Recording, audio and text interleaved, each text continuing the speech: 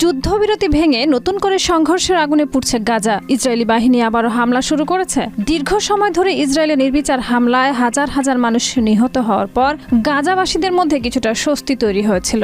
তারা ধ্বংসস্তূপ থেকে উঠে দাঁড়ানোর চেষ্টা করছিল। ঠিক সেই সময় আবারও হামলা শুরু হয়েছে হত্যাযজ্ঞ। কি চলছে গাজায় এবং এই পরিস্থিতি কতটা ভয়াবহ হতে চলেছে? যুক্তরাষ্ট্রের সঙ্গে পরামর্শ করে বেনিয়ামিন নেতানিয়াহু গাজায় হামলার পর এক ভাষণে বলেন, এটি কেবলমাত্র শুরু এবং ভবিষ্যতে আরও তীব্র আক্রমণ চালানো হবে। তিনি সতর্ক করে দেন যে ভবিষ্যতের আলোচনা শুধুমাত্র আক্রমণের মধ্য দিয়ে হতে পারে।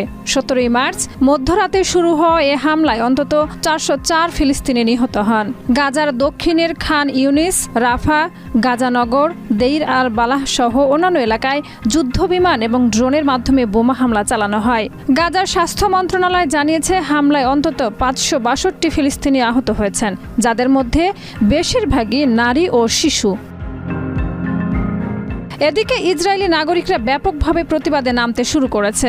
গাজায় নিহতদের প্রতি সহানুভূতি প্রকাশ করে দেশের প্রধান শহরগুলোতে বিক্ষোভ অনুষ্ঠিত হচ্ছে। বিক্ষোভকারীরা সরকারের বিরুদ্ধে মানবাধিকার লঙ্ঘনের অভিযোগ তোলার পাশাপাশি যুদ্ধবিরতি পুনর্স্থাপনের দাবি জানাচ্ছে। বিশ্বের বিভিন্ন দেশ ও প্রতিষ্ঠান ইসরায়েলি হামলার তীব্র সমালোচনা করছে। মার্কিন যুক্তরাষ্ট্র সহ বেশ কিছু দেশ ইসরায়েলকে তাদের সুরক্ষিত এলাকায় আক্রমণ চালানোর অধিকার প্রদান করলেও ইউরোপীয় ইউনিয়ন এবং আরব রাষ্ট্রগুলো এই হামলাকে নিন্দা জানিয়েছে।